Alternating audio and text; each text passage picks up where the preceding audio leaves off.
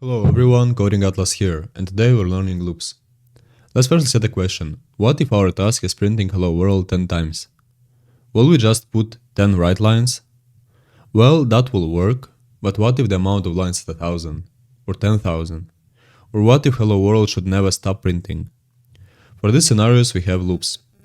And we'll start with while. While has a condition and an execution block.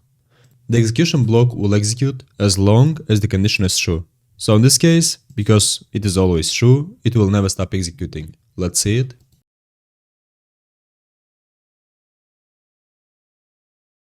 As you can see here, we write hello worlds, and there are so many, and they still go printing, because the condition is true, and it will never stop. Now check this out. We have a variable called I, which is an integer. We set I less than 10 as the condition, and because it is 0 it is less than 10, and every single iteration, every single execution of the while loop, we increment it, which means we add 1 to it. So let's see what happens. 1, 2, 3, 4, 5, 6, 7, 8, 9, 10. We have 10 hello worlds. So the idea here is, firstly I is 0, then we check the condition is true, 0 is smaller than 10, we print this, we add 1 to it. We check the condition, 1 is smaller than 10, we print this, we increment it, and so on.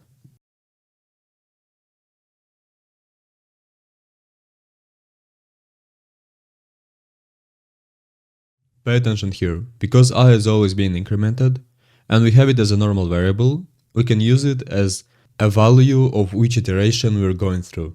Here I wrote I, hello world. If we run it, we will see this.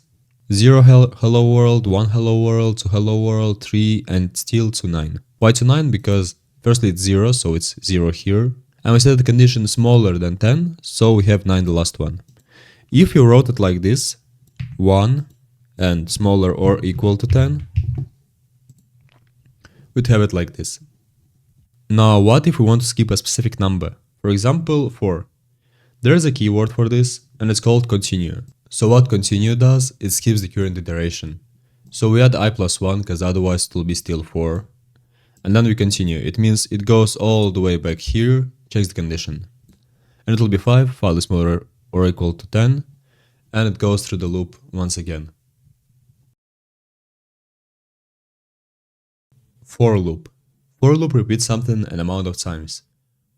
While loop has a condition inside, and we created a variable outside of the loop and used it to check if it repeated an amount of times. Here we do everything inside of the condition block. We declare the variable, we set its value, we compare it, and then we increment it. We don't have any increment inside of the loop, we just have the logic here. So it is usually considered a better practice to use for loop whenever you need to repeat something an amount of times. While loop, on the other hand, is mostly used when you have a condition, a Boolean logic. So let's see if this works. Now instead of incrementer, you can also use decrementer, for example I minus minus, or even an arithmetical operation. For example, all those operations change I. For example, first one adds 2 to I. For example, I plus 2, and we get the value of it into I. This one subtracts 2 from I. This one multiplies I with 2 and divides I with 2. We can use them inside here too. Also, we can try to make a decrementing for loop. This one will work exactly the same way as the other one, but it will go from 10 to 0. Let's see it. Then we have do while, which is basically while, but before it checks the condition, it does the iteration at least one time. So, firstly, it does the thing, and only then it thinks, should I do the thing? If it's false, it doesn't repeat and it goes next. But if it's true, it goes back and repeats this. So it's very simple. Now let's do a task. Let's say we have to print all even numbers from 1 to 25. We will compare the rest of the division of the variable and 2 with 0. And if they are equal, we have an even number.